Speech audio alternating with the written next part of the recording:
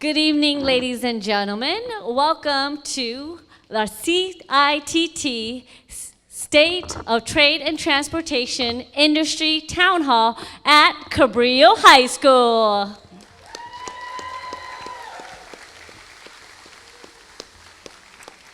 My name is Nok Nguyen. My pronouns are she, her. I am the principal, proud principal of Cabrillo High School. And my name is Darnell Morse. I'm a recent graduate of Cabrillo High School. I was a part of the Academy of Global Logistics program last year and also an alumni as well. For those of you who don't know, the Academy of Global Logistics program is a program sponsored by the Port of Long Beach.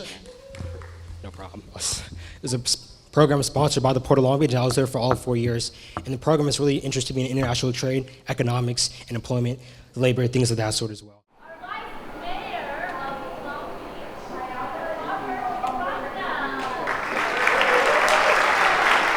So in addition to the academy, I can't see very well, so I'm not going to ask you to raise your hands.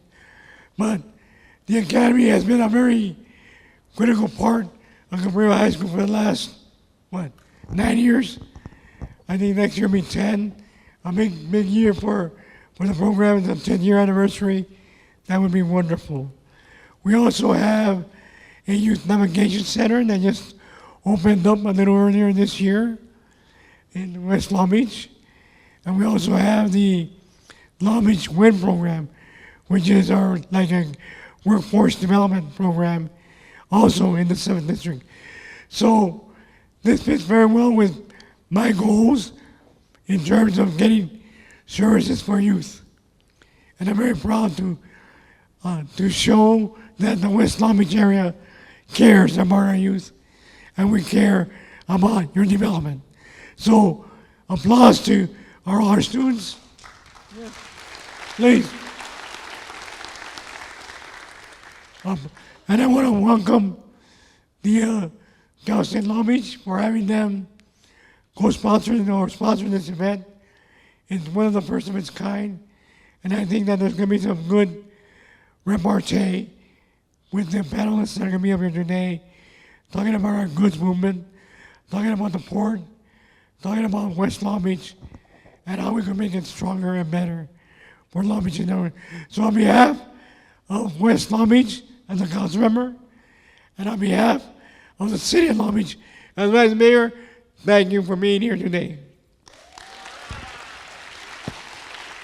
Oh, I want to welcome Dr. Savage from Cal State Long Beach, who has a few words to say to you.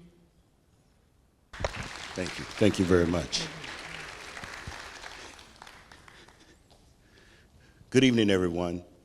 I am Mandara Savage, and I have the pleasure of serving as the Assistant Vice Chancellor for Professional and Continuing Education for the CSU system. So today, it's a pleasure to be here at Cabrillo High, a place that shows what's possible when ports, our schools, our colleges, and our universities work together. This partnership is preparing the next generation of leaders for one of the most vital economic engines in the nation, the Southern California supply chain. When we talk about programs like the Academy of Global Logistics, we're talking about more than just education. We're talking about resilience for young people, for our port towns, and for our regional economy that touches every household in California. We know the global supply chain is under constant pressure from tariffs, shifting trade policies, new technologies, and a volatile geopolitical climate. Yet, here in Southern California, we're not just weathering the storm, we're building talent pipelines that give us a competitive edge. When high schools, community colleges, CSU campuses, and industry partners align, students see a clear path from classroom to career. They aren't just learning logistics in theory, they're applying it. From the California State University, this is our mission at its best. Across 22 campuses, professional and continuing education, known as PACE, responds quickly to workforce needs. We offer degrees, stackable credentials, and industry-focused certificates that help our students enter, advance, and even change careers. But the real value of these programs isn't measured in numbers, it's measured in stories. When a Cabrillo High School student becomes the first in their family to earn a logistics degree, when a mid-career worker completes a CSU certificate and steps into a supervisory role, when a local business hires talent trained right here in Long Beach, that's a win for everyone. That's social mobility.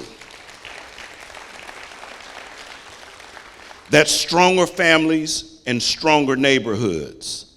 Looking ahead, the challenges won't get easier. Automation, sustainability requirements, artificial intelligence, they're already reshaping this industry.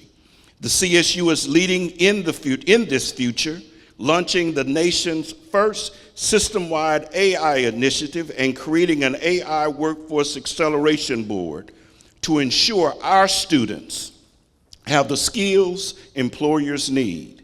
When we combine that innovation with the logistics expertise in this room, Southern California can be the global model for trade and transportation. So tonight, as we celebrate the resilience in our port towns, let us celebrate the partnerships that make the resilience possible. The true lighthouse guiding us toward it isn't industry strengthened, it is our shaped investment in people. Workforce development is the bridge between education and opportunity, between opportunity and prosperity. And in this work, the CSU is proud to stand shoulder to shoulder with all of you. Thank you very much.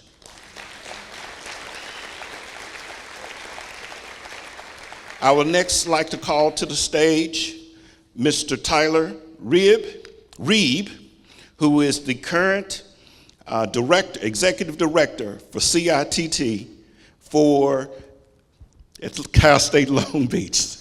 Come on, Tyler. Thank you, Mandara. Thank you very much. Pleasure. Outstanding. All right. Let's start off by just putting our hands together for our Cabrillo High School students. Let's hear it for the Jags. And let's also put our hands together for West Long Beach.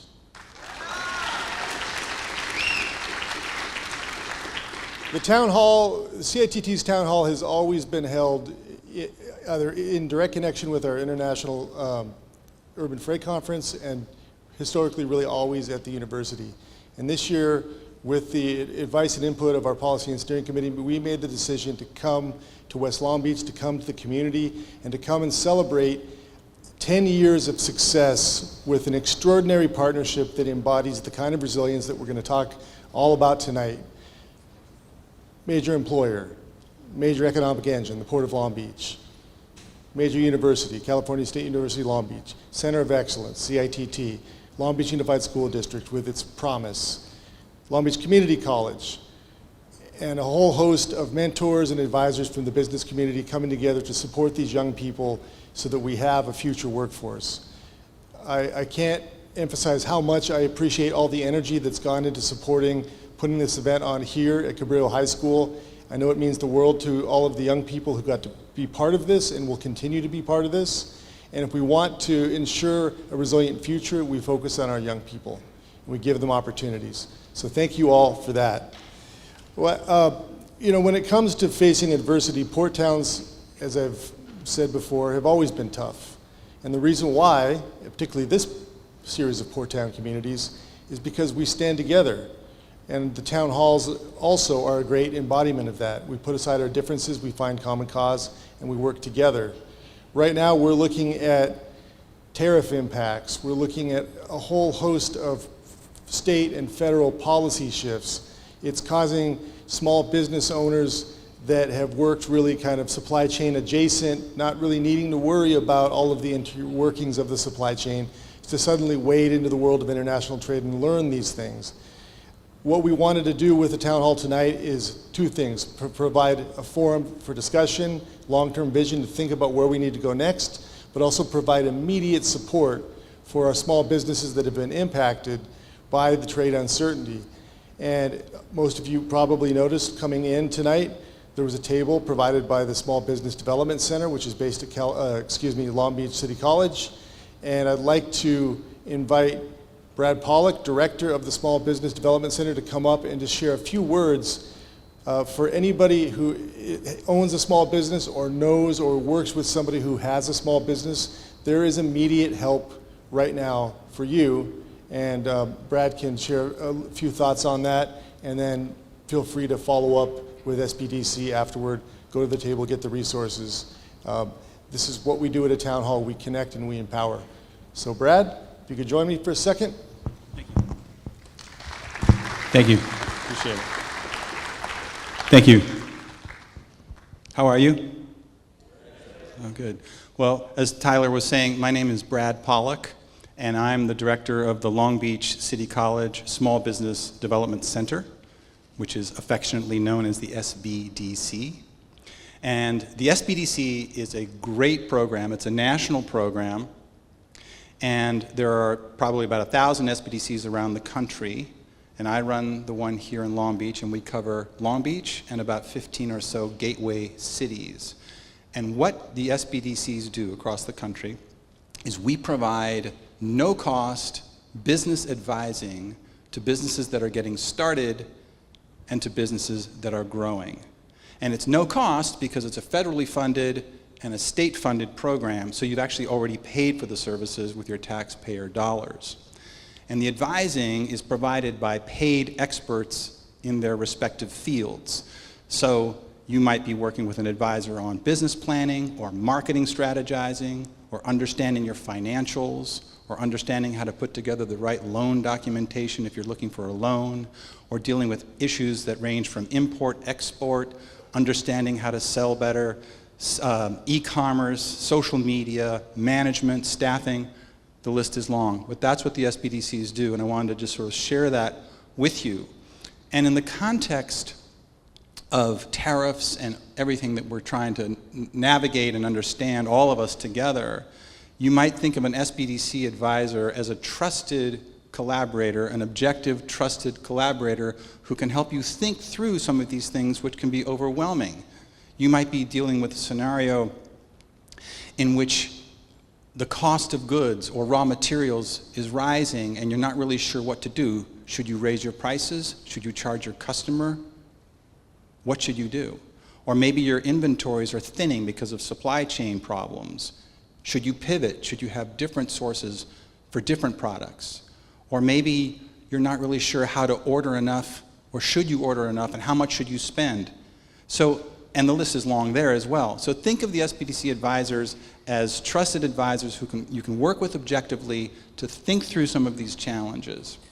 I'm here tonight with my good friend and SBDC fellow advisor, Mike Huntley, and we have a table outside in the hall, in the foyer. And we're happy to talk with you about the SBDC in any capacity, so you can come see us afterwards. But I just wanted to welcome everybody here on behalf of the SBDC, and thank you for the invitation. I really appreciate it, and hope that we have a really great evening, great conversation. So thank you very much. Thank you. Appreciate it. All right. I'm very excited to get to the Dominic Moretti Award. But before doing so, there are a number of people I want to thank and recognize. To begin with, I'd like to thank our sponsors for this town hall. This would not be possible were it not for the support of the Mitsubishi Cement Corporation, Dalton Partners, and Santa Fe Importers for sponsoring this event. I also want to thank our supporters, the Intermodal Association of North America, the Port of Long Beach, Long Beach Unified School District, the SBDC, which we just heard from, and Capri Hive for hosting and bringing such a warmth and energy to our opening proceedings. So thank you all for that. I also want to thank our elected officials for supporting us here tonight. Vice Mayor Uranga, thank you very much for your comments and your support. We are going to later in our proceedings tonight hear from our panelists, and one of them is the esteemed Long Beach Harbor Commissioner Bonnie Lowenthal. And once again, resilience happens when we have support across the board. We need our elected officials, we need our policymakers working hand in glove with our leaders in labor, industry, government, and our community leaders. And this is happening tonight. Also want to recognize Long Beach Harbor Commissioner Sharon Weissman for joining us here tonight, as well as Port of Los Angeles Commissioner Lee Williams. Thank you for joining, Lee. Again, I'm belaboring on the point because it's important. Showing up is a big part of resilience. So let's talk about one of my favorite people of all time, Dominic Moretti. I don't think there's any better way to begin the announcement of the 2025 Dominic Moretti Award than just reading a few quotes from the man who inspired the award. During the 2009 CITT Town Hall, Dominic gave closing remarks and shared that the first town hall meeting was started in the face of incredible skepticism. It was said that CITT would never be able to present an ILWU town hall meeting that was purely educational, orderly, and well attended. Fortunately, they were wrong. Over the past decade, the town hall series has been well received, well attended, and has received praise and awards from many sectors. These are Dominic's words, not mine, but I happen to agree with all of them. Without a doubt, again I quote Dominic, the town hall venue has been unique, creative, and trend-setting. It created a neutral educational forum for bringing together all industry stakeholders in the spirit of engagement, cooperation, and consensus, seeking solutions to goods movement problems. The same is true today. And I had the honor of getting to know Dominic before his passing in 2016, and in the year that followed, leaders on the CITT Policy and Steering Committee, I think, recognized that there's no way you're going to replace a Dominic Moretti. You don't replace, anybody who wins the Dominic Moretti Award is irreplaceable. But what we can do is celebrate and carry forth their values and principles, and that's what this award is all about. Dominic was a Renaissance man, a gentleman, and the kind of leader who made sure that everybody had a seat at the table and everybody had the same measure of respect. And that's another quality that we see in all of our recipients of this award. There's QR codes on screen that you'll see periodically. Most of you already have the digital program, but I encourage you to look at it. There are biographies on all of the past recipients. I will, in a second, mention the names of all of our esteemed, the pantheon of the Moretti Award, but it's worth giving it a read. And it's also worth checking out Dominic's biography as well. In 2017, we had our first award recipient, Norman Fassler-Katz, followed by Marianne Veneris-Castellum, followed by Genevieve Giuliano, followed by Vivian Malalu, and followed by then the late Vic LaRosa, and then our last recipient, Diane Middleton.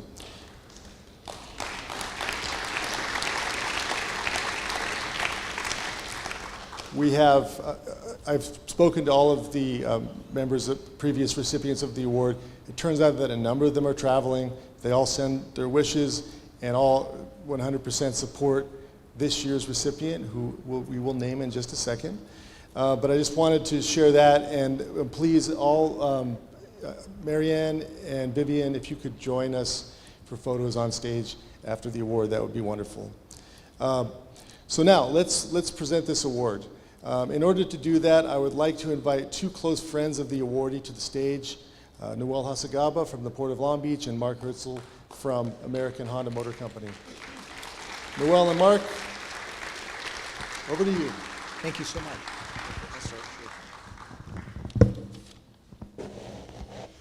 So almost 40 years ago, after graduating from college and getting started in work, Guy Fawkes was already a rock star. I never thought I'd be on the same stage as Beyonce. No, but really, he's been a role model for me as a president of the LA Brokers Association and the Foreign Trade Association. He is the Energizer Bunny of logistics. Guy's unparalleled commitment to a multitude of industry associations and the International Seafair Center all combined to make them be blessed by his tenacity, focus, and leadership. Guy is amazing. You may have heard about 7 degrees of separation from Kevin Bacon. Well, Guy Fawkes is 3 degrees from any critical link in the international supply chain. So, congratulations, Guy. Here. Thank you very much, Mark. Good evening. It's great to be here at Cabrillo, great to be in West Long Beach. Those of us who have the pleasure of knowing Dr. Dominic Moretti recognize the high standard that he set and the values that this award, named in his honor, embodies. Dominic dedicated his life's work to promoting and linking industry, labor, and education in support of international trade and to help propel the next generation of workers in our industry. And this annual town hall is just a small part of his enduring legacy. In much the same way, Guy Fawkes has dedicated his life to promoting international trade and advancing the vital role of our ports and the entire goods moving industry. At 91 years young, he continues to be one of our best ambassadors of global trade in our region. We all want to be like Guy Fawkes when we grow up. And if there's anyone who has lived up to the standard that Dominic set, it is my friend, Guy Fawkes. And so, ladies and gentlemen, for this reason, I am honored to join my friend, Mark Herzl, in presenting this year's Dominic Moretti Award to our good friend, the great Guy Fawkes.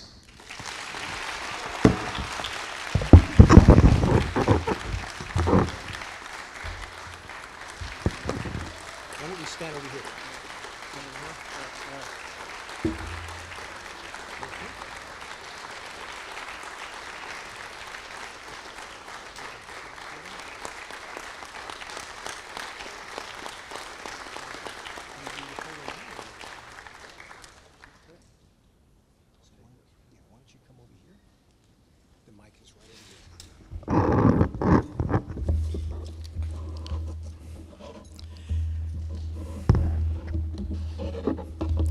First of all, thank you all for being here.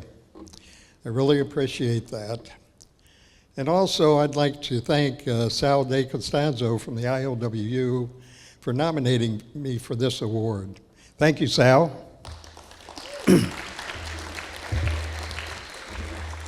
The Center for International Trade and Transportation is really a nuts and bolts education. And the students can achieve the global logistics status and to be able to hit the deck running because it's practical factor approach to education, which is something that I really appreciate and advocate. The Dominic Moretti is not just an award. It represents the docks to education and the education to the docks, and a collaboration between industry and education, and actually a marriage between education and industry.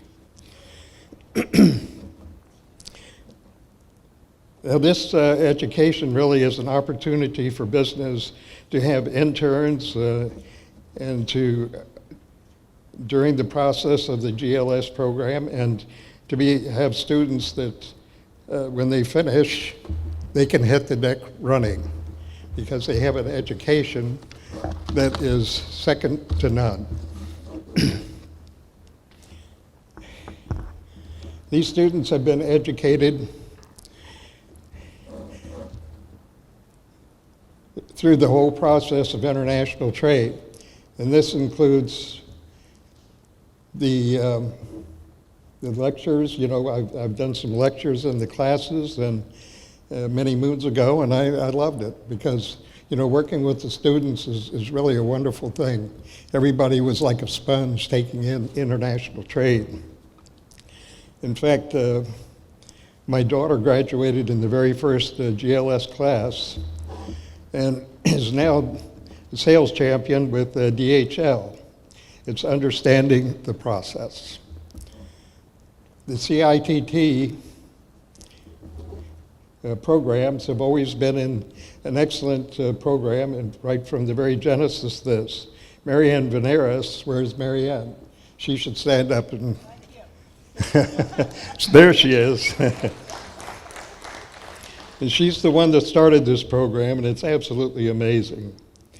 And, you know, I admire her for all of her efforts in this program. You learn everything from A to Z in the process of international trade and transportation. And that is from the commercial invoice to terms and conditions, and everything fits together. It really all starts with the relationships, which reminds me of my shipbuilding process.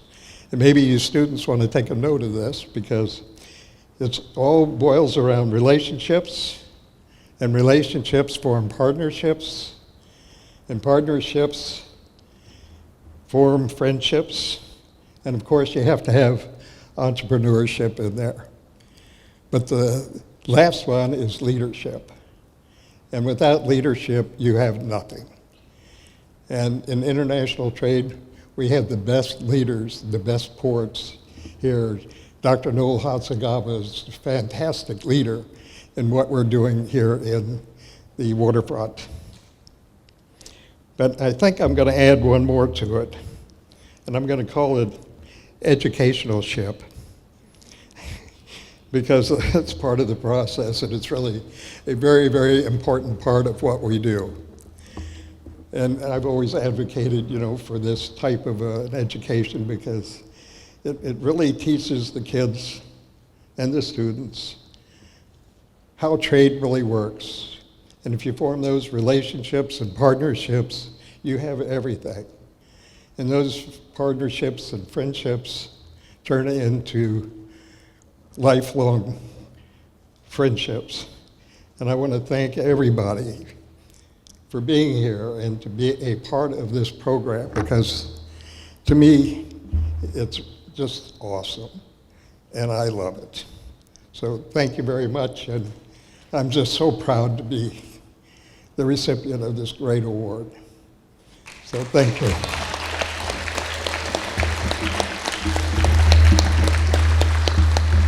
Congratulations, guys. Thank you. Thank you. If Vivian, if you could, great, thank you.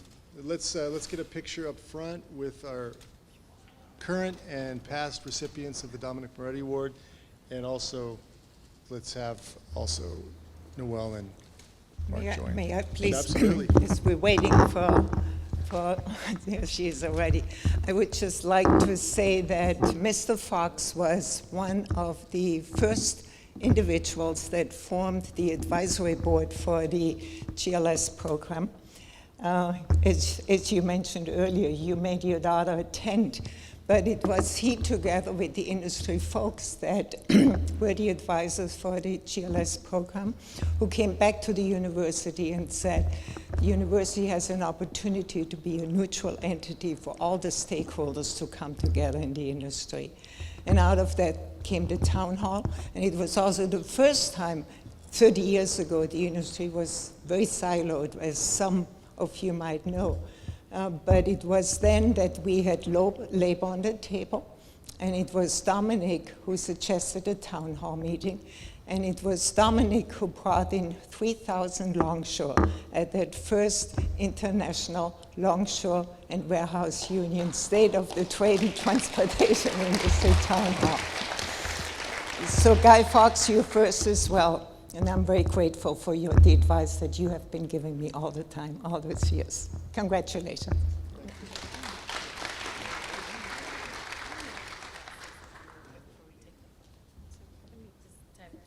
Yeah, absolutely. Hi, I'm not on the agenda, but I can't pass up an opportunity to say something. This mic was calling me. My name is Vivian Malaulu, and I just want to speak about Dominic Moretti. Rest in peace to Dominic.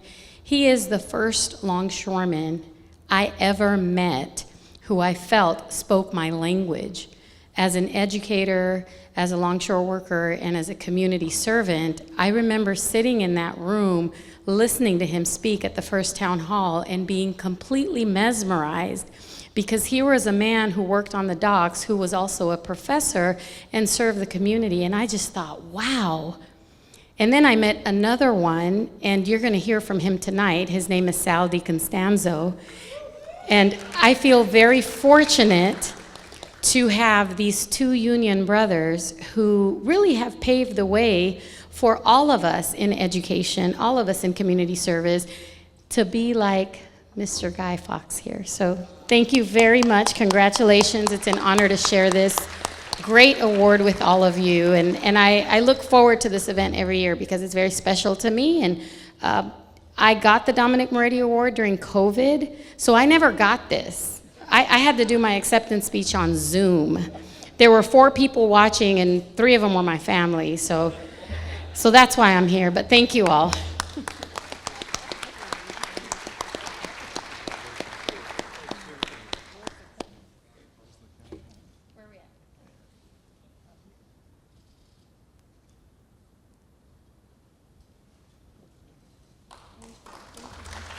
All right, thank you, thank you. All right, well, yeah, thanks for coming up. Thank you. Yeah, I'll get your stuff. All right, let's put our hands together one more time for Guy Fawkes. Yeah.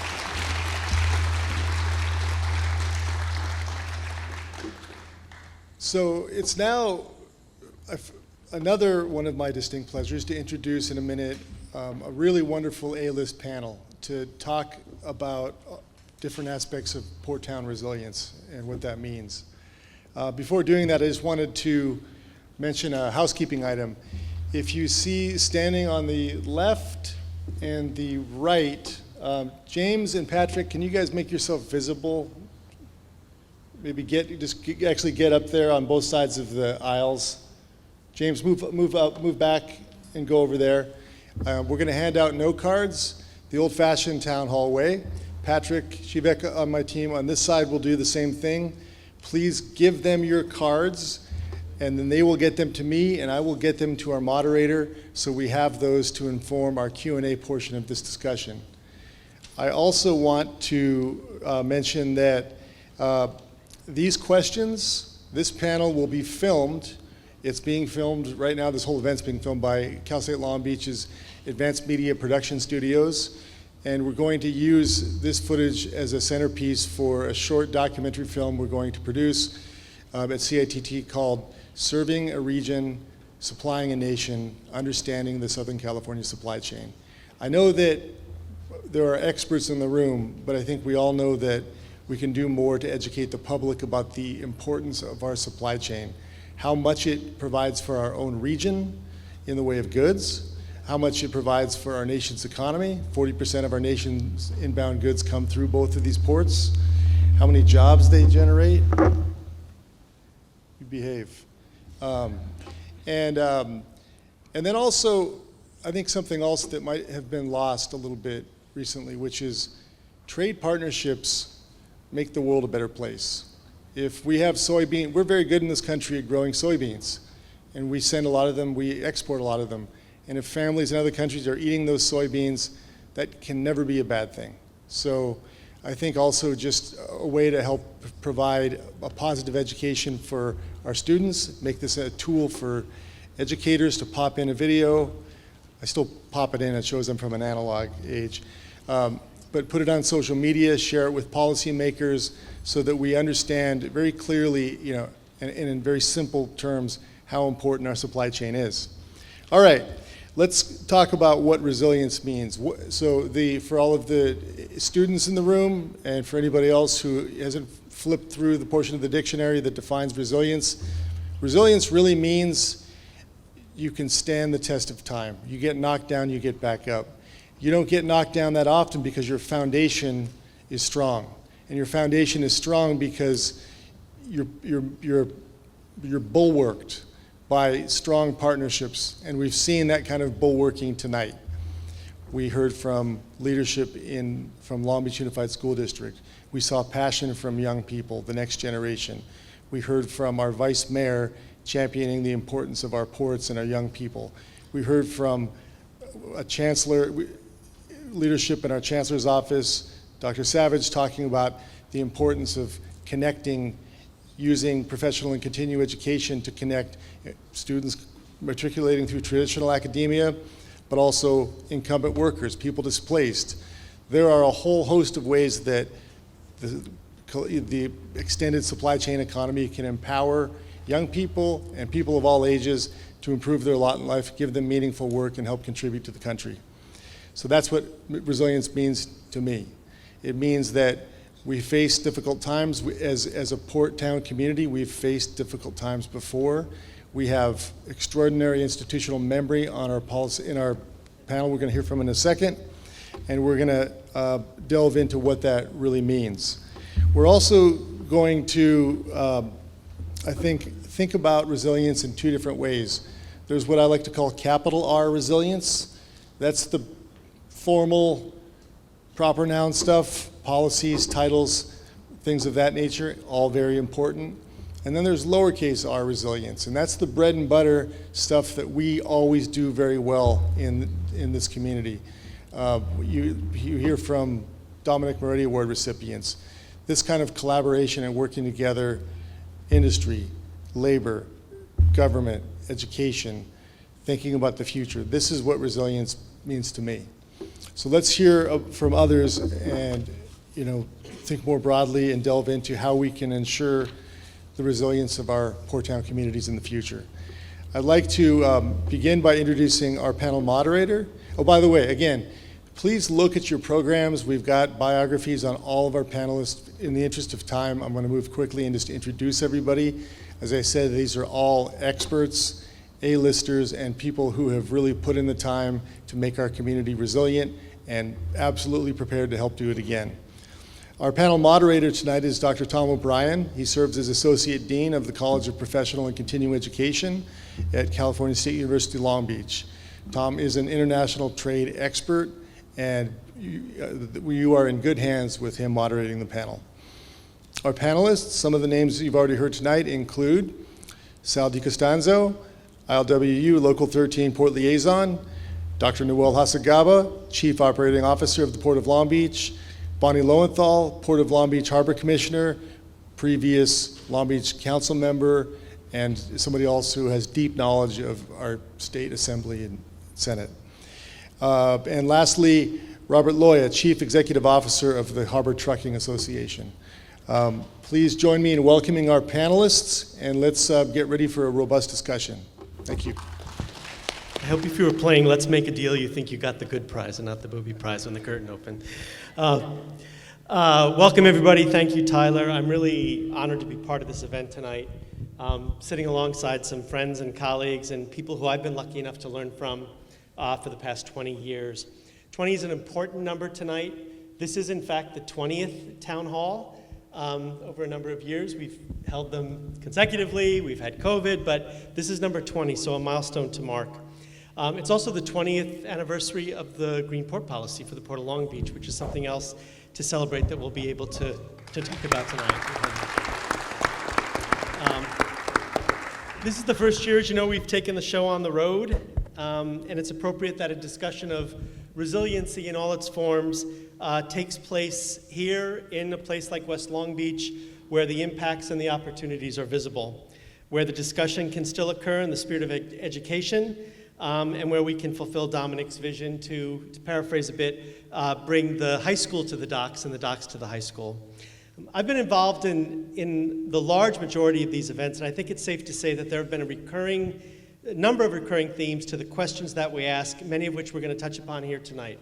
So by way of introduction, I want to just sort of get you all thinking about some of the things that have been on the minds of town hall participants for these past 20 years. One, we assume there's an agreement on balancing economic competitiveness and quality of life, but how do we get there? Two, are we all talking about the same kind of sustainability and resiliency? It depends on where you live, who you are, and what you do. Who's in a position to make the decisions that bring about change? How do we ensure that there's a ready supply of talent to meet the needs of the trade and transportation sector, including, of course, the ports? What risks do our San Pedro Bay ports play, right, ports of LA and Long Beach, in taking a leadership role in solving supply chain challenges? And then how do we define the port community and what matters most to them. This by the way, is a discussion that's taken many turns over the years, evolving from what was principally viewed as a land-sea interface to one where the port embraced the community around it, to a period where, in fact, there was a port and city separation, when many communities, in an effort to attract new kinds of development, may have underappreciated the port as a resource. And I think where we are as a launching point for our discussion today is we're at a point where the port is a driver of regional, state, and national economic activity, where it's a steward of the land and the sea and a partner to the community surrounding it. That's always my hope. I think it's the reality, but we're going to talk about that and see if everybody agrees about it tonight. We've also talked a lot about governance issues, and by that I mean not just port leadership, but how the impact of decisions made in Washington and Sacramento influence the ports and therefore port communities.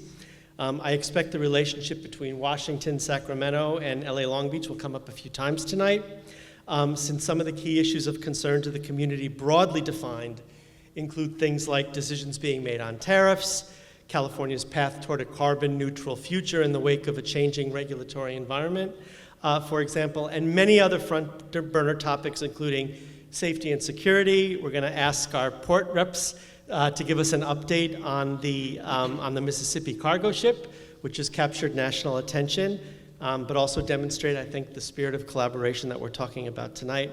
And then, of course, the aforementioned market volatilities tied to tariffs, geopolitical tensions, and oil prices.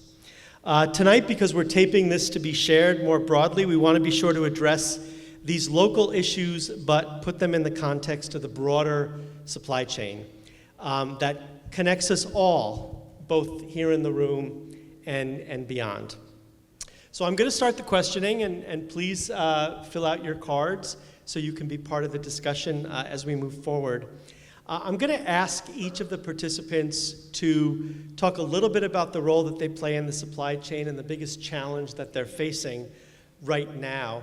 I'm going to start with Noel Hacegaba and then move on to Bonnie. And I thought we might start with a little bit of Port 101. I think it's worth explaining when we talk about the Port of LA and Long Beach, ports of LA and Long Beach, what that means relative to the San Pedro Bay ports when people use that term, just so everybody's on the same page. So Noel, do you want to start? Terrific. Well, first of all, it's a pleasure to be with all of you here, and it does feel like we're having a conversation amongst friends in front of other friends. And, I love your question, right? How would we describe our role in the broader supply chain? In my current role as a Chief Operating Officer at the Port of Long Beach, I get to interact with virtually every stakeholder inside and outside the organization to ensure that we're addressing any number of issues that pop up on a daily basis. One day it could be a new tariff that was announced. Another day it could be a vessel incident at one of our terminals. Another day it could be a lithium-ion battery piece of equipment that combusts. But what we've learned in recent years, because of all the disruptions and all the shifts in trade policies, is that we're better together. And at the center of all of our success really is collaboration. And I love the topic of resilience, because if there's something that we've all learned in recent years, is that we have to learn to work together. In order to keep that container moving from segment to segment, get it to its ultimate destination, we're going to need to rely on each other. We're going to need to communicate. We're going to need to coordinate. And in large part, that's what I get to do on a day-to-day basis, working with an incredible Board of Harbor Commissioners, 2 of which are here, an incredible 550-member team at the Port of Long Beach, and all of our stakeholders, who are much of which are represented here today. Commissioner Lowenthal. Thank you.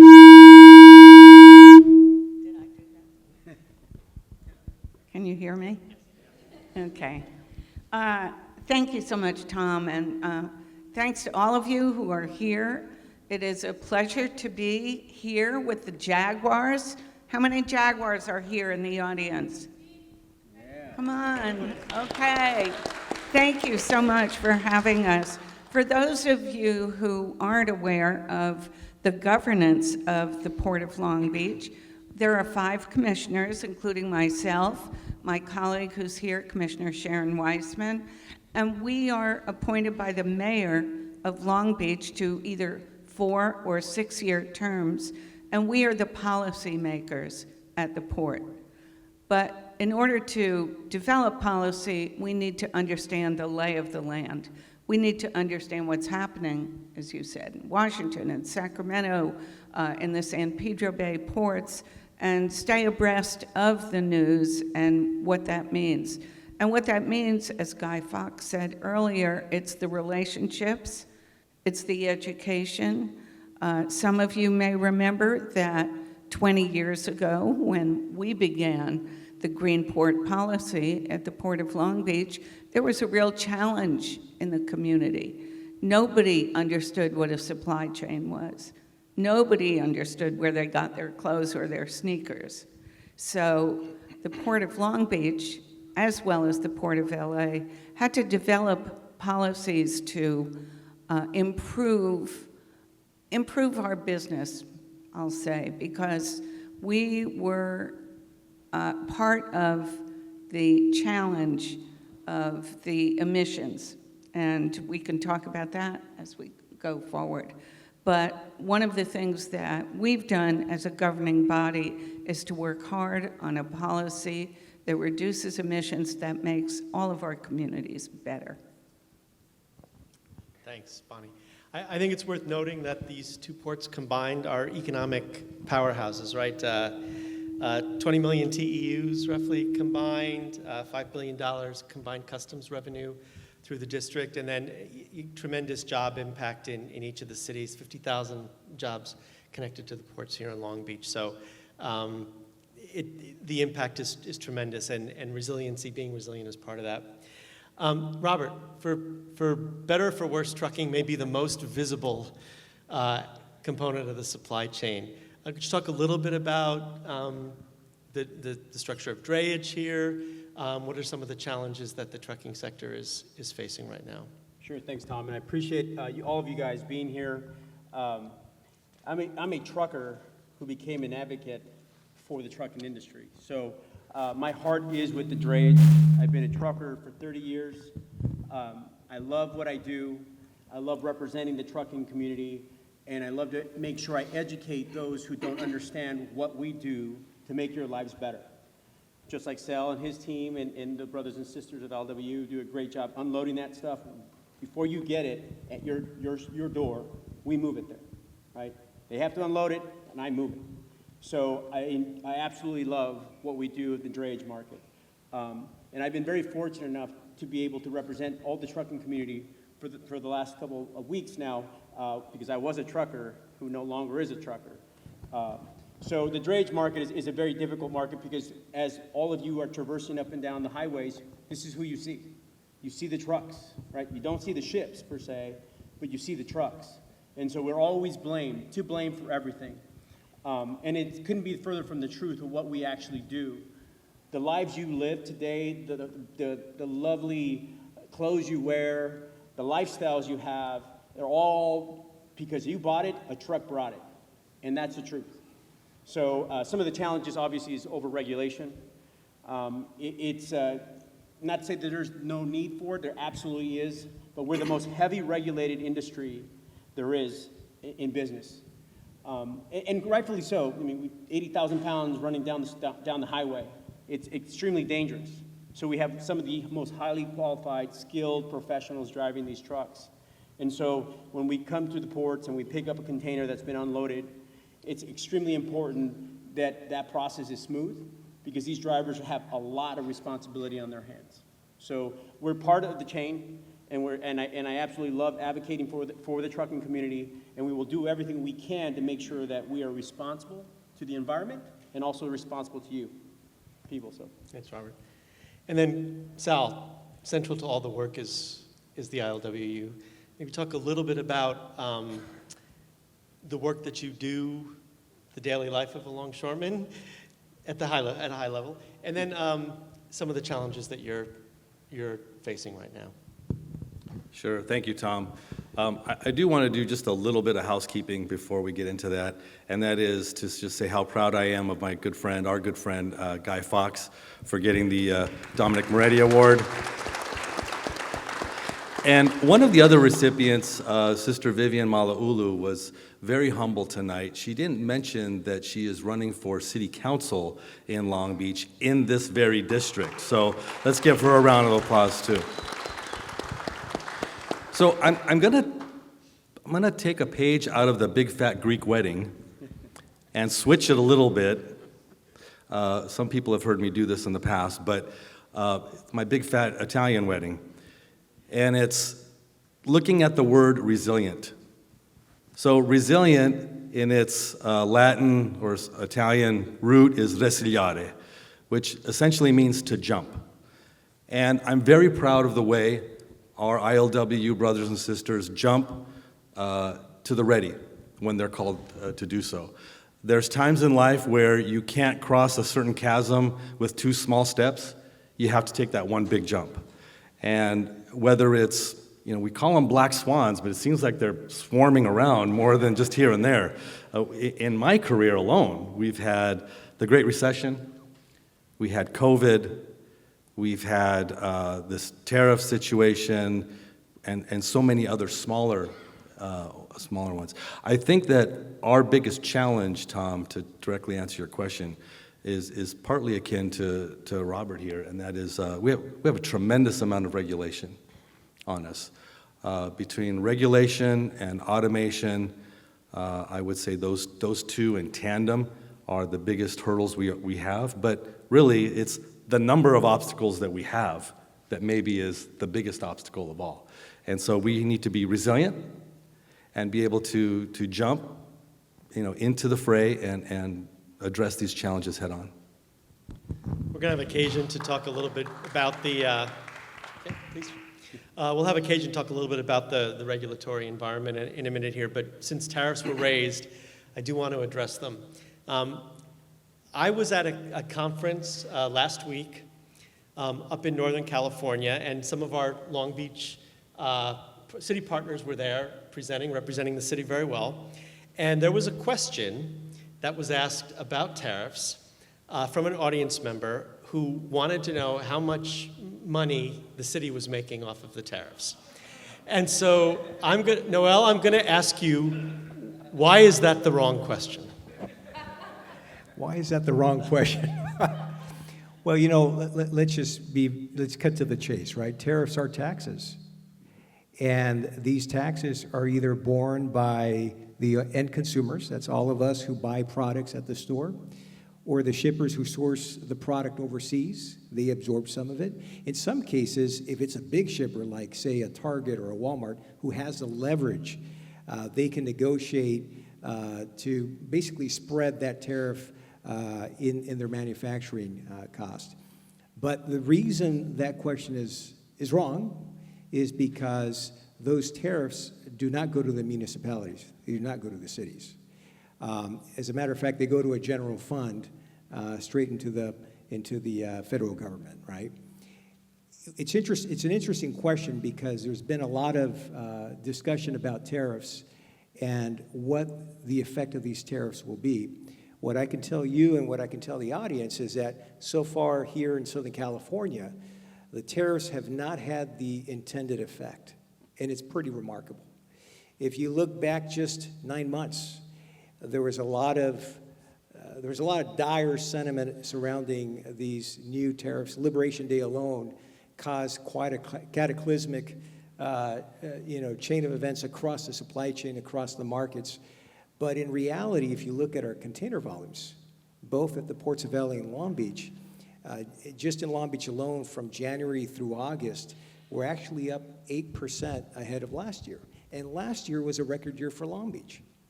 And I was just talking to the commissioner in Los Angeles as well. They're ahead as well, year to date. Now, what happens in the final quarter of this year remains to be seen. We have noticed a slowing down. A lot of the front loading has certainly slowed. These announcements and these delays and deferments create this start-stop situation, and that generates a lot of uncertainty. But I think it's important to be clear with the public that these tariffs ultimately result in higher prices for consumers. They don't generate more taxes or more revenues for cities.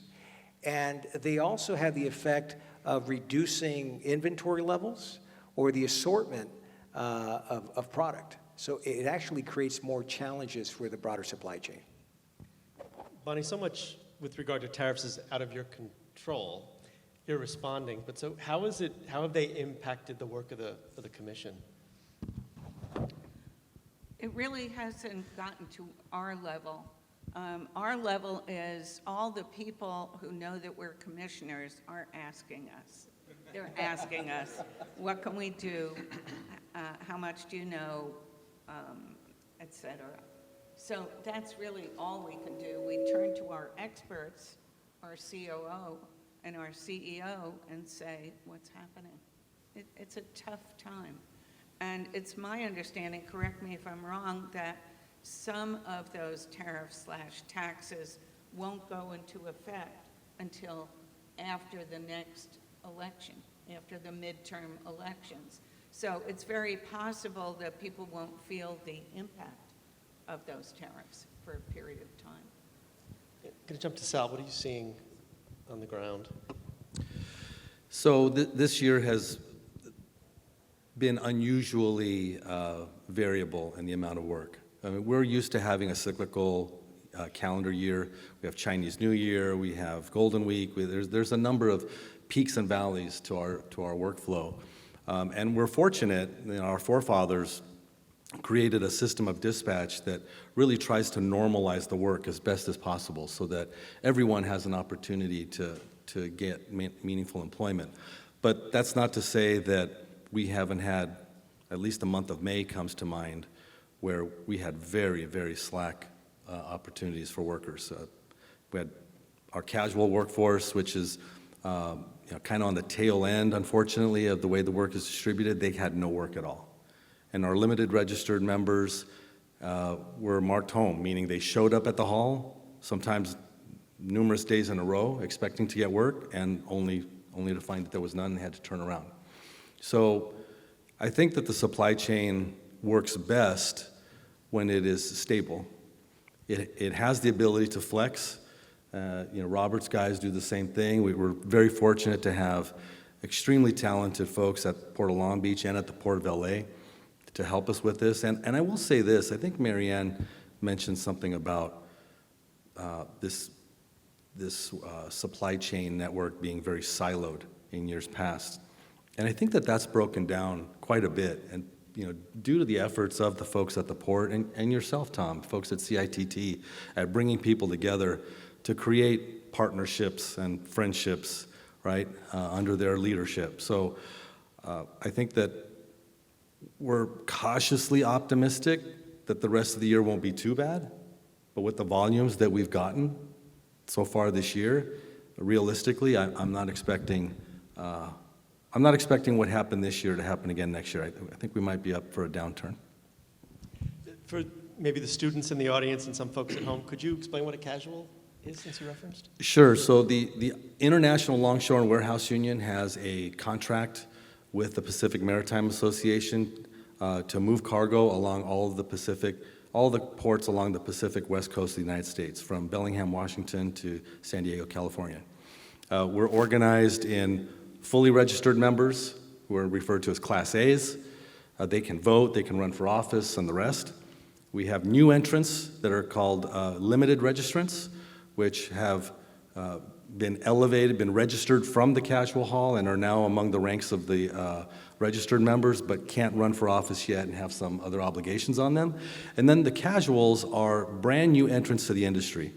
And these are folks who may have as little as 8 hours, meaning they've had one shift on the dock, up to folks who have a couple of thousand hours or 5,000 hours. I mentioned to you earlier that the volume of cargo flow is variable. So as the industry recognizes that we need more workers, they'll take the folks that are at the casual hall doing entry-level work, but nevertheless still on the dock, still taking a leap of faith, still putting their life and limb on the line sometimes. But the folks who have gained the most experience are who we're going to bring in to the industry. And so that process can take a little while, but we like to think it's worth it. Thank you. Robert, I mentioned that the trucking sector, the drayage sector, is often the most visible part of the supply chain. In many cases, it's also the most vulnerable to shifts in economic activity. Can you talk a little bit about what the tariffs and maybe other aspects of uncertain supply chains are doing to trucking? Sure. I mean, and not to necessarily contradict Noel, because he knows I adore him, but we don't see it the same. Although the volumes are high and the record numbers are being posted, and that is a fact. That is not necessarily what happens in the drayage world. As Sal pointed out, these up and down variables, we call it the roller coaster effect. It's very difficult to run a business when you have these major swings, especially when tariffs are announced and then they're pulled back, and then shippers are forward moving cargo forward, and then they stop because they're not sure what's going to happen. So all these swings are making it extremely difficult for a trucking company to, just like any business has fixed costs, to continue to employ people, not knowing if there's going to be cargo next week or the next month. So I'd be remiss to say that tariffs really were the demise of a lot of problems that we're dealing with in the trucking sector. There's many more that led up to the tariffs. I always say the tariffs were accelerant to many bad things that are happening to the trucking industry right now. It started back when COVID, even before then, if you look at the air quality regulations that were put into place or were about to be going into place that really drove a lot of decisions of the trucking companies. And unfortunately, and I don't want to go off on a huge tangent here, but I think it's important to share with everybody is that we had to make a business decision. Drayage companies had to make a business decision because CARB has always received its waiver. When they put out the ACF, Advanced Clean Fleets rule, we had to make a business decision. Are we going to comply? Are we going to stick with our legacy trucks and ride them out? Or are we actually going to convert? And so that decision had to be made before January 1, 2024. So this is right after COVID, right? And everything was great. Everybody was making a lot of money. But that freight recession killed us. And in turn, we had no reprieve. We had to make a decision whether we bought trucks or we didn't buy trucks, or we're just going to go with what we have. And so at the time, interest rates were not the best. Trucks were, if you're buying an ICE truck, which is an internal combustion engine truck, diesel truck, CNG, LNG, those are internal combustion engines. Those trucks, diesels were running about $250,000 per truck. And if you convert it to zero emissions trucks, which didn't suit the entire market, it really was made for the local drayage. But CARB, in its infinite wisdom, they decided to go all in. The trucking community said, CARB, let's do this in a reasonable manner. Let's roll it out in phases. We're on board with clean air. We want clean air. We live in these communities. So we wanted to make sure that we rolled it out and made it successful. But we had to do what we had to do. And CARB didn't want to play with us. They wanted all in or not, right? They had to meet their goals. Fine, no big deal. We sued them. Now that waiver's gone. But it didn't change the environment because these costs, if you made a decision to buy these trucks, you're on the hook for these trucks. Many trucking companies, and including my previous company, went under most recently. And it was terrible. I was talking to Lowenthal about we were very successful in getting 95% of our people employed somewhere else. But that's a success story with a failure as well. It was a family company of 50 years that went under because of decisions we had to make. So these tariffs just added fuel to the fire when the volumes were down, rates were down, and I can go on, but I just want to share that it's the tariffs not necessarily was the end result that kind of killed a lot of truck companies or put us in the situation we're in right now. Things were already bad. Things were already bad, yeah. And just again for the audience, CARB, California Air Resources Board. When we talk about drayage trucking, we're talking about that local port-centric trucking. So great. A lot of other things happening in the world, safety and security being one of the issues and concerns. So, Noel, I'll go back to you. Can you give us an update on the Mississippi cargo accident and what's been happening and the response of the port and your partners? Sure, happy to. If anyone was living under a rock last Tuesday, you may have missed the international news. There was a vessel at one of our terminals at Pier G that was resting at berth, and even before the terminal could commence operations to discharge the vessel, suddenly, without warning, approximately 75 containers fell into the water. And it was something that, if you talk to anybody who's in and around the industry, internationally, something that has never been seen before. I mean, you see images and video footage of ships losing containers at sea, right? In rough seas, but it's not something that you see when you're beyond the breakwater, resting at berth, and it's certainly not something we've ever seen here at the port. And let me just say this, when I first saw the images, right, Tuesday morning, someone texted me the picture, my heart almost stopped, because immediately I thought about our vital workforce. And thank God that there were no injuries, no casualties.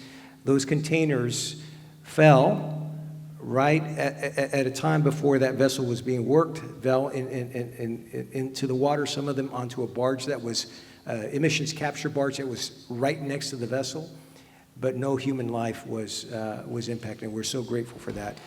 Yes.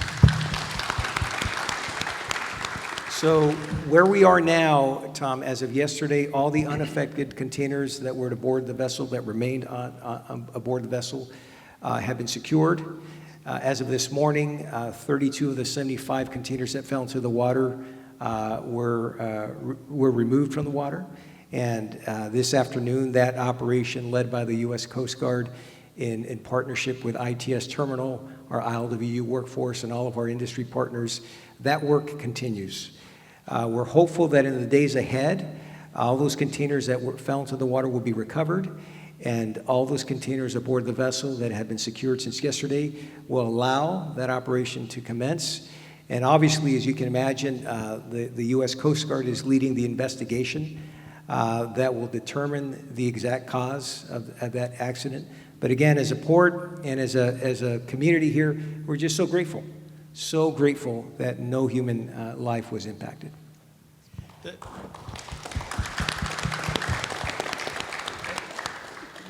People along the supply chain rarely say they've never seen that, right? I mean, when you talk to them, they've seen everything. Everybody I talked to said they've never seen anything like this. Yeah. Are there any other challenges that people want to bring to the forefront that we haven't talked about? Bonnie? No, I just want to mention to Robert how difficult it must be when your business plan is changed weekly, monthly, yearly. So I give credit to you for the leadership that you have now. And I can tell you that the ports, over a number of years, both ports have worked on a truck rate so that we can raise the money that will help with the converting to zero-emission trucks. And we've raised, I can't remember how much we've raised at this point, something like $90 million a year. And what we're not able to give to those truckers to buy the very expensive zero-emission trucks, we've put into charging stations. So hopefully one day it'll all be caught up. For people who don't know what CARB is, it's the California Air Resources Board. The governor appoints the members of that board, and you must feel so powerless at this point.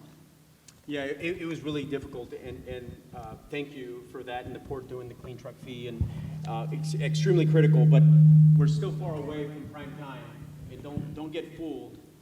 Moving potato chips and empty cans of soda is not moving 44,000 pounds from the Central Valley up a grade and then back here and then back within 8 hours or 10 hours. It's not ready for that. Local delivery, absolutely. It's done a great job, and I can honestly sit here and say that the electric trucks in that market are kicking butt, and drivers love them. And so there's nothing wrong with that, but that's what we had proposed initially. And unfortunately, now it's going to be a market condition until the administration changes in Washington that is going to force this change. And we want to change. 100%, there's not one trucker that says, I don't want a clean truck. Because when they're in those trucks, and I'm sure the LW can attest to it, you can't even hear those things. And they go home, they don't smell like diesel, they love those trucks.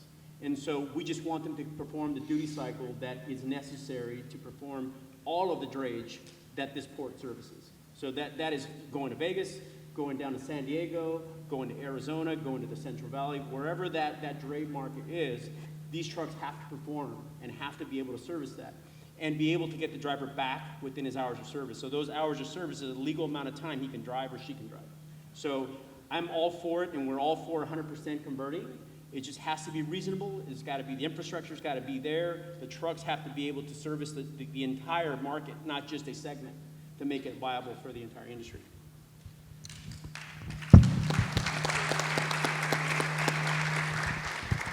So I'd like to add a little something here. I don't want CARB to get all the credit. We also have the South Coast Air Quality Management District, also known as AQMD. I'm an environmentalist. I think we all are, right? We want the same things. We want clean air, we want clean water, we want a healthy planet for our kids and our kids' kids and so on and so on. At the same time, we want to make sure that we have economic vitality. Those two things are not mutually exclusive.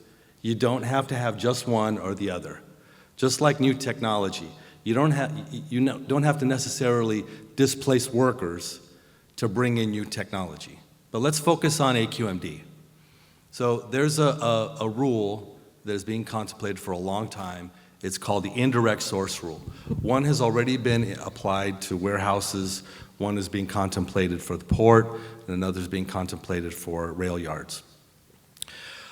Without getting into the weeds on it, essentially what it is another layer of regulation which may or may not have cargo caps attached to it, caps on cruise ship passengers and the like. But let me try to make this relatable. Our ports are A students. I mean, we're at a high school, so let's talk grades. Our ports are getting an A. Since 2005, under the Clean Air Action Plan, right? Correct me if I'm wrong, anybody? We have reduced diesel particulate matter by 92%. Nitrous oxides, right? Give it up. Nitrous oxides by 71%. And sulfuric oxides by 98%, with a 20% reduction in greenhouse gas. If you don't believe me, there are 10-foot tall numbers in the atrium at Port of Long Beach. You can go see. And Sal gets an A for remembering those numbers, by the way. Mary Ann's holding up a plaque for me to read right here.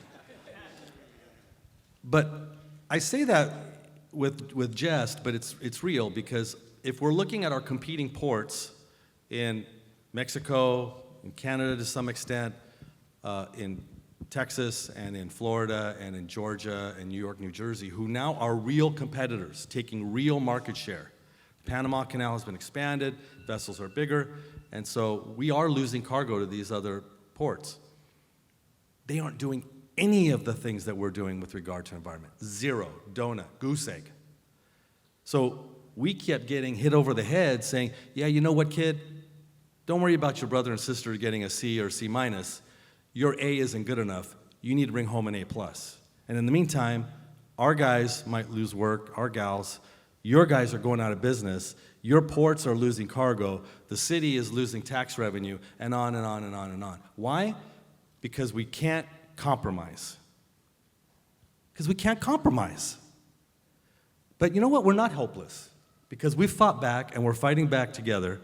There's a number of steps that have been taken to bring a reality check to this, right? We're in the midst, the ports are in the midst, ports of Long Beach and Los Angeles are negotiating a collaborative agreement with the AQMD because of the pressure that's been brought to bear on them to negotiate. In fact, I'm gonna ask you guys, look up on your computer tonight, Senate Bill 34. And it's authored by Senator Richardson, who oversees this area generally, close by, along with Senator Gonzalez. But that offers some guide rails to this ISR. So it's on the governor's desk. We've gotten it all the way through the legislature. We need him to sign it. So if you're interested, please write him a letter, call him, text him, bug him. Let's make it happen.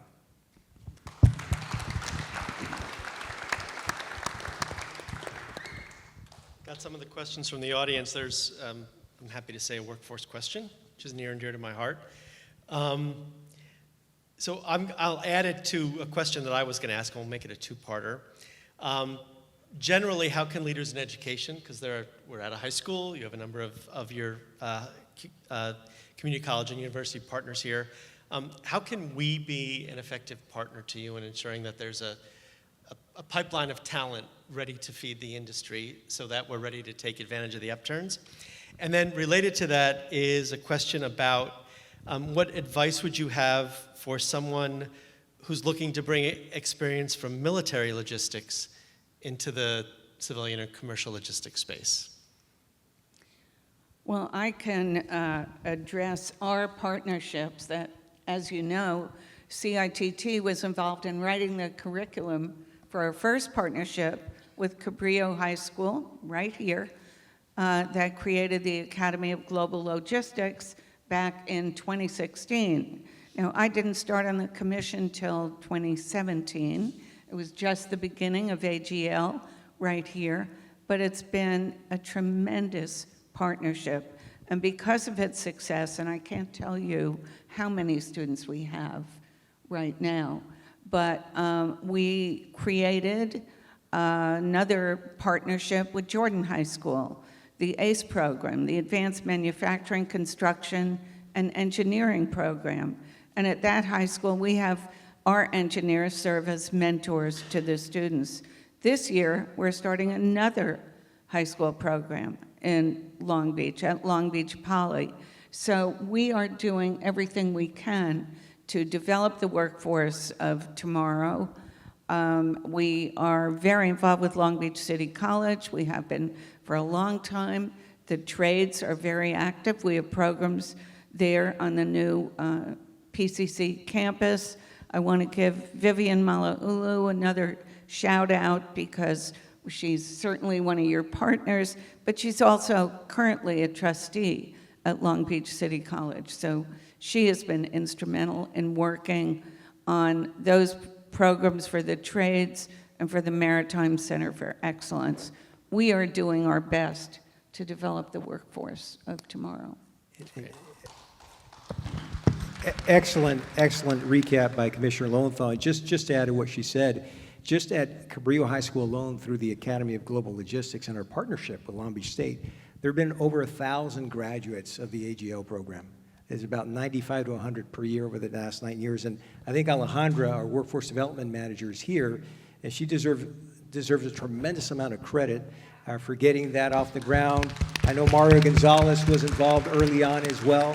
I mean, it really is. I mean, we could not ask for better support at the board level, who continues to give us the resources so that we can raise the bar. And just broadly, more broadly, Tom, you asked about the importance of academia and our education partners. Really, we couldn't do what we're trying to do together without them.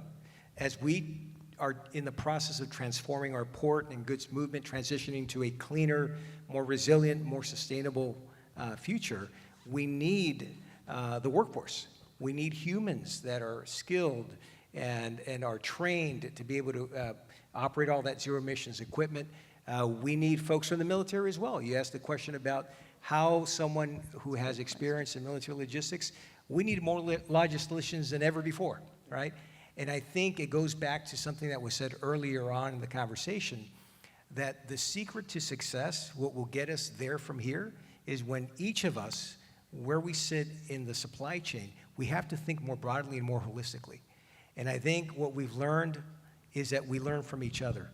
And having that experience in the military of moving equipment, it would be just invaluable for goods movement and ports in general.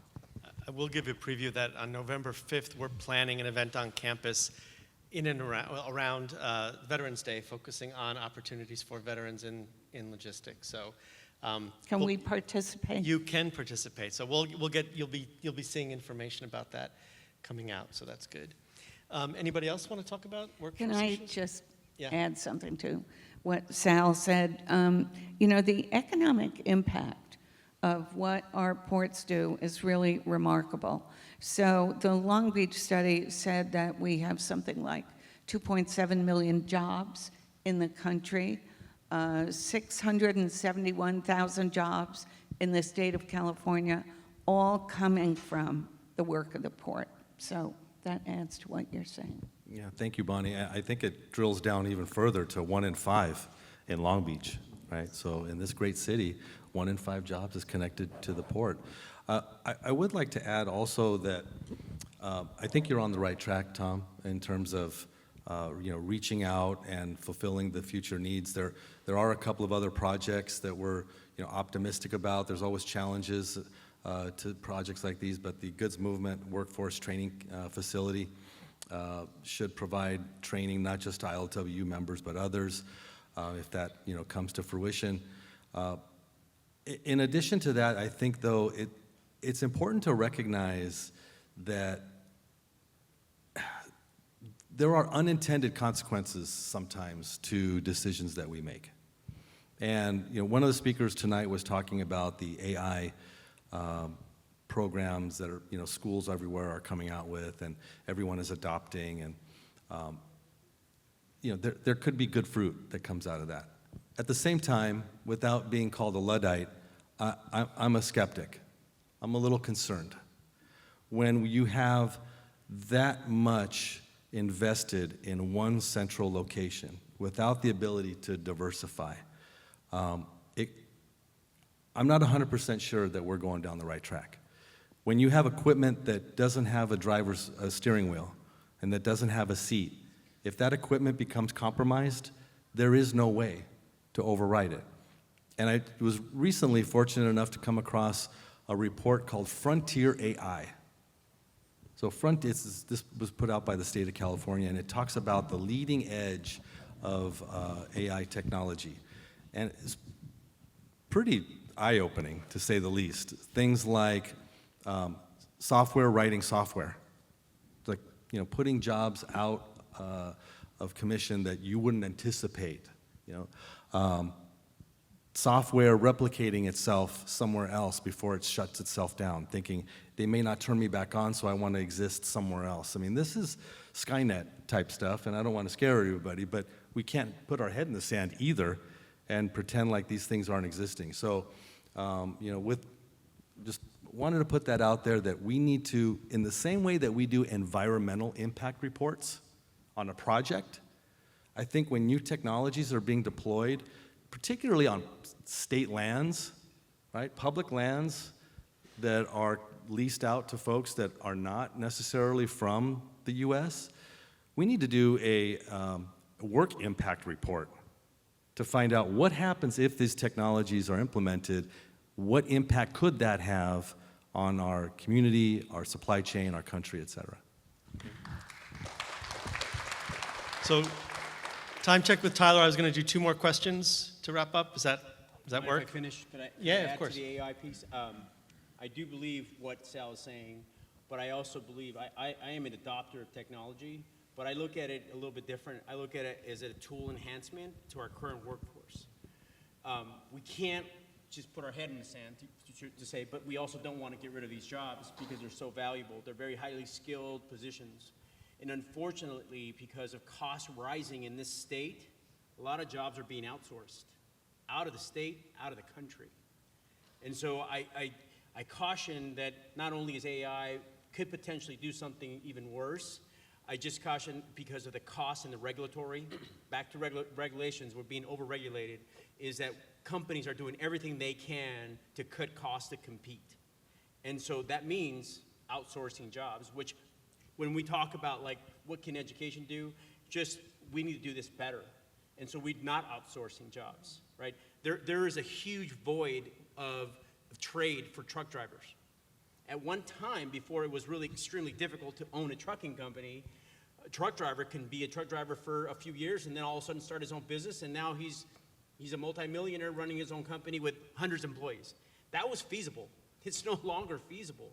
But there is a void, and there's a possibility to use technology like AI, not necessarily to drive trucks, but to enhance the ability to service the customers faster, better, much more efficient, but as a tool, as an enhancement tool, not to replace, not to replace.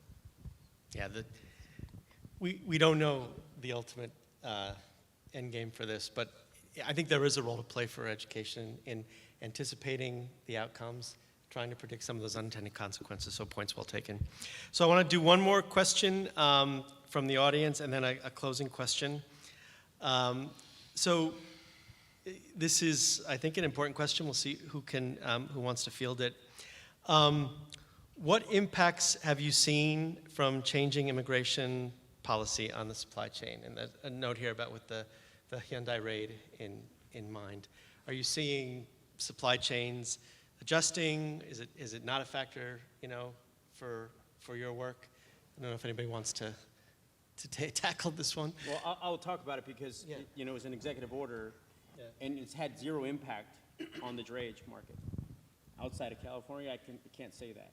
I can't say that. For whatever reason that may be, a directive from the governor down, who knows?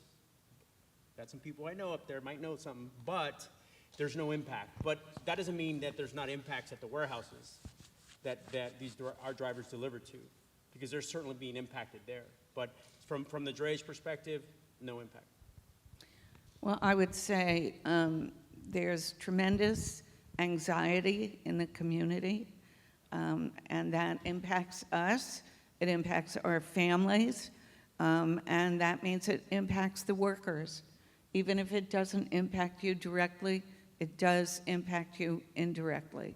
So not a day goes by that we don't read about some other group that was taken by ICE. It's a very troubling time, and so in that way it really does hurt us. It certainly adds to the uncertainty that we've been talking about. That's Hard to right. predict, yeah. I think one element that we overlook is that we're not just an import port, we're an export port as well.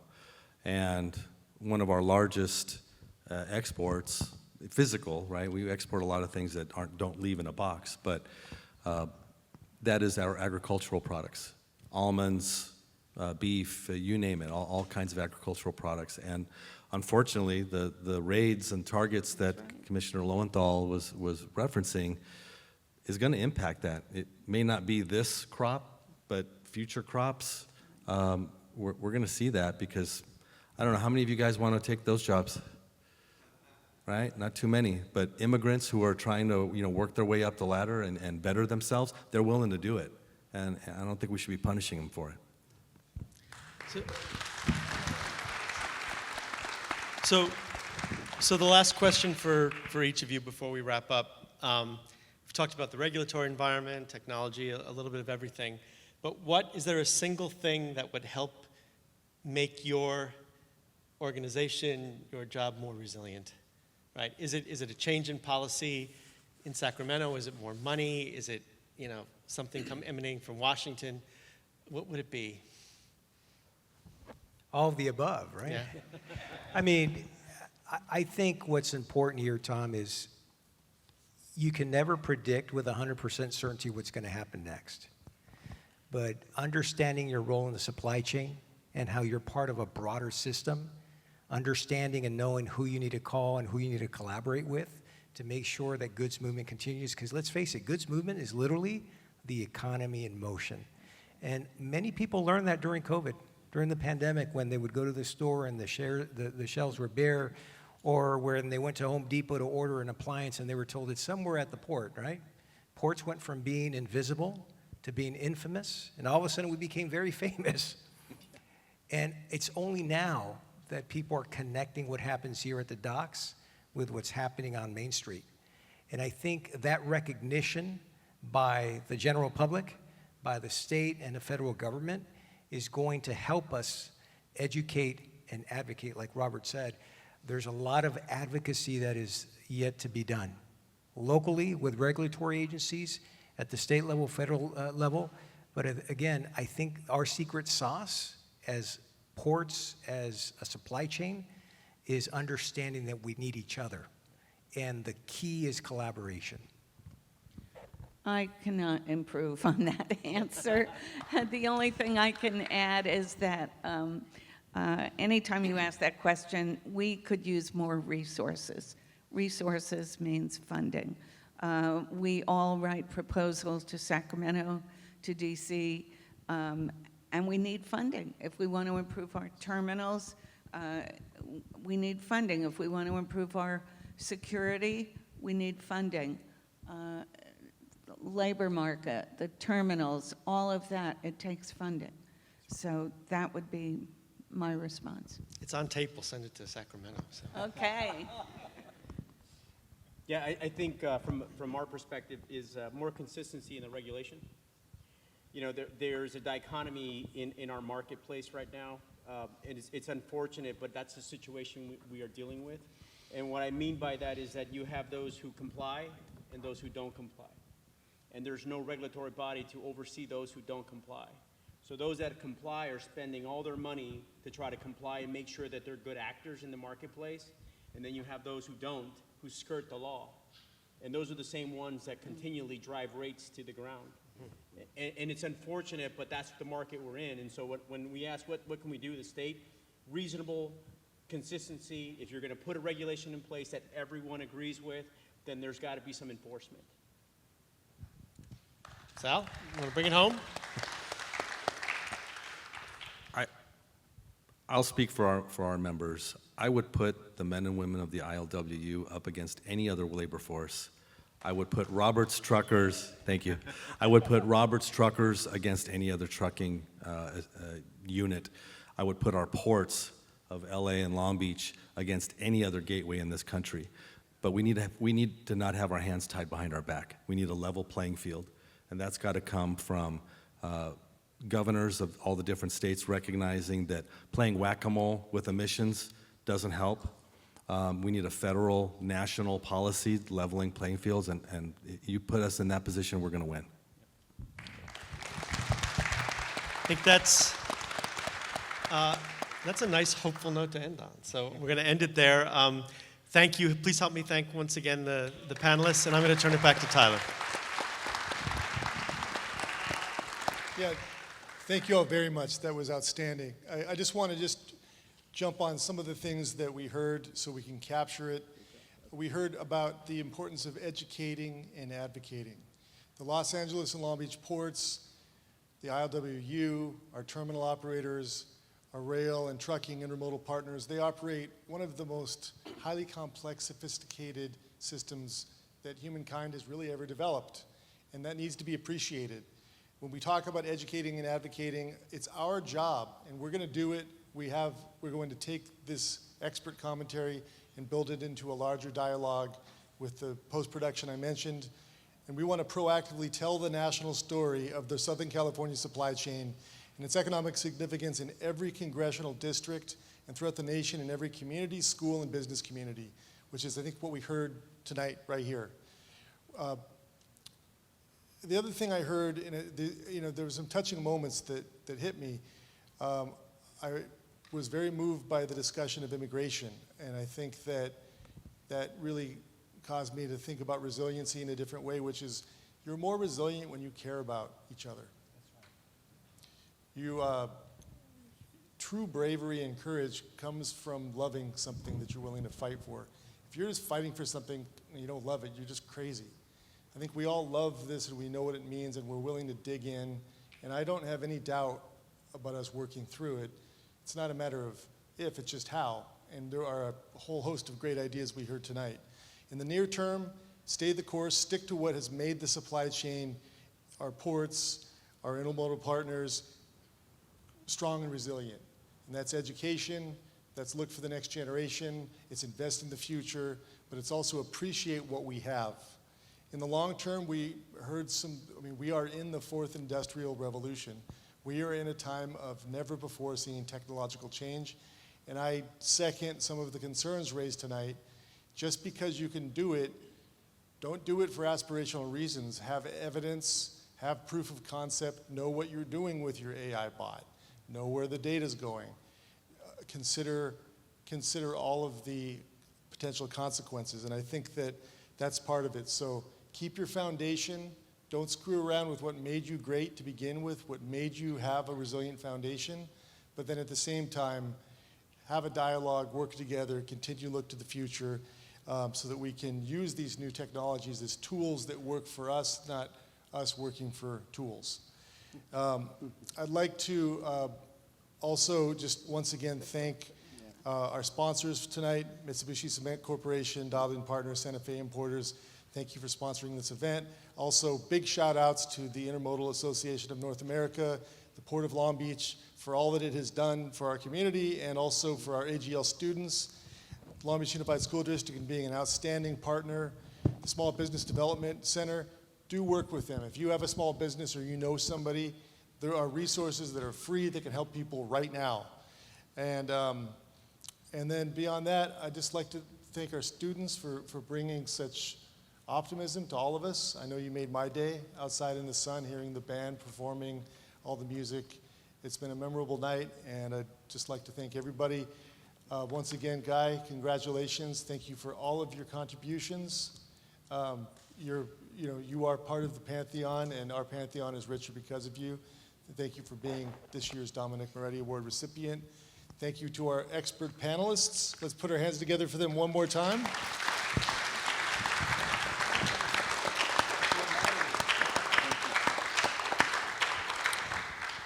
And everybody have a good night. Thanks for coming to Town Hall 2025.